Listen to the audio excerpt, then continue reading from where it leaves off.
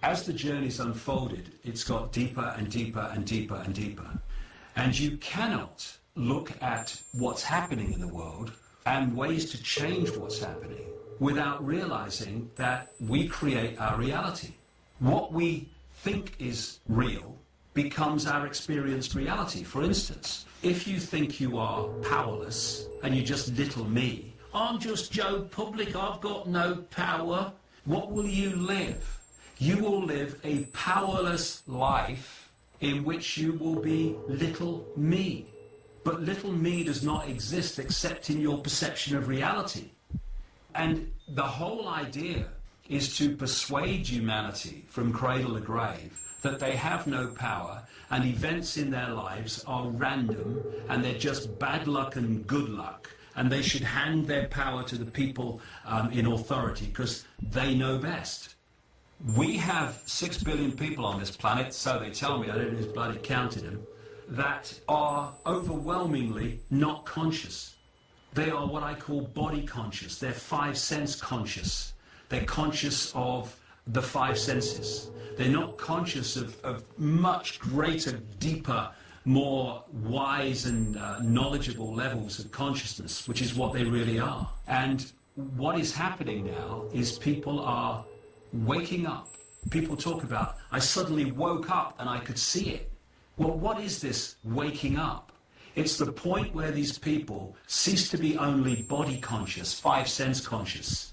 Can I see it, touch it, hear it, taste it, smell it? Oh, it exists then. To becoming multidimensionally conscious, if you like, to access greater amounts of their infinite consciousness and to change their point of observation of this world. When people say to me, I don't understand it, it's so obvious now I can see it, why didn't I see it before? Because you were body conscious. You weren't conscious in the terms that I'm talking about. It's similar to being in a little room and there's a door in the room and everyone's sitting in the room and you're born in the room and they're all telling you that this room is all there is. And this is the world, and this is the limit of possibility. This is the limit of what you are. And every time you go towards the door, they go, oh no, you can't go through that door. What will the Pope say? What will the bishop say? What will the rabbi say? What will your mother say? What about the people at work? Oh my goodness, you can't go through that door. And then eventually you do go through the door. And you open it and you walk through and you realize, hey, that little room is not all there is. It's not who I am.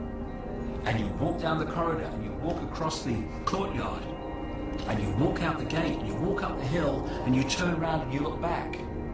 And what you see is vast walls with broken glass and barbed wire across the top and guards parading up and down the battlements.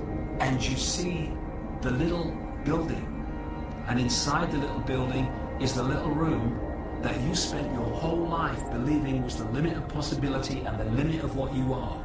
And that's where the elite want you to be, because when you are 5 sense conscious, they got you, because they're manipulating the 5 sense world.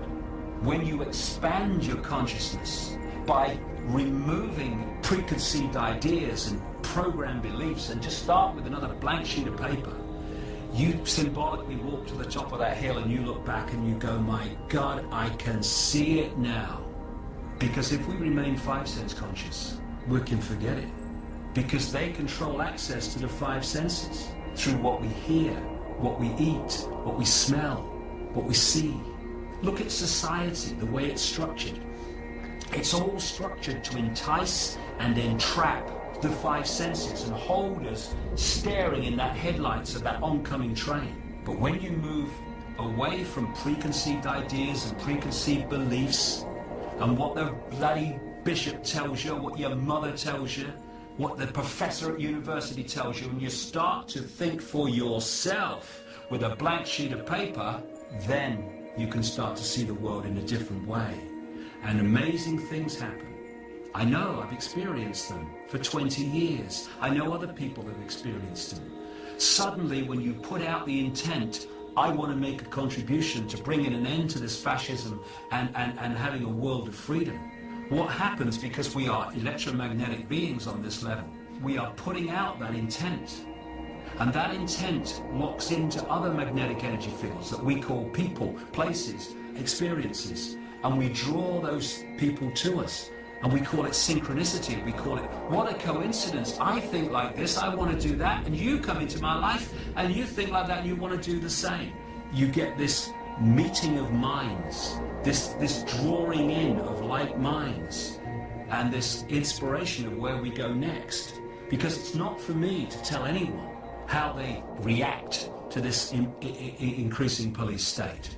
We are drowning in people telling others what they should do, what they should think, how they should react to this. We don't want any more of that. We need to encourage people to become conscious so they are inspired themselves on how they should react from their perspective to what is going on. We want no more sheep following the shepherd, no more herd mentality, frightened of leaving the field. We need people to become conscious in themselves and for them to make their decisions on what they do and how they react to this situation we're talking about. Because if that doesn't happen, forget it. Because I tell you, may not like it, it's just my view. There are large numbers of conspiracy researchers who are not conscious, they're body conscious. And it's great what they're doing because we need to know about the manipulation of banking systems and political systems and all the rest of it. But if that's where it ends, all we're going to do is learn more and more about the prison cell.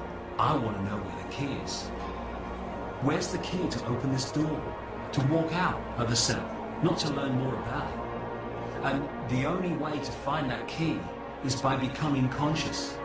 To start to access higher levels of consciousness so that we can perceive the world from a much higher perspective of knowledge, understanding and wisdom, and have the inspiration of how we react and respond to the situations that we face with the gathering police state. If we don't become conscious, then forget it, it's all over. Fortunately, vast numbers of people are going through that process, and it's that is going to bring the house of cards down. Not marching in the streets with banners, not stockpiling weapons, people becoming conscious, and not only that, having then the courage to act upon the situations they face without fear of the consequences. Because there are no consequences. We are infinite consciousness. We live forever. There are no consequences. So we leave this world a little bit early, trying to do what we believe is right. I'm terrified. That's the attitude. That's the point of perspective that's got to bring this down. And I think it's going to, frankly, and quicker than people think.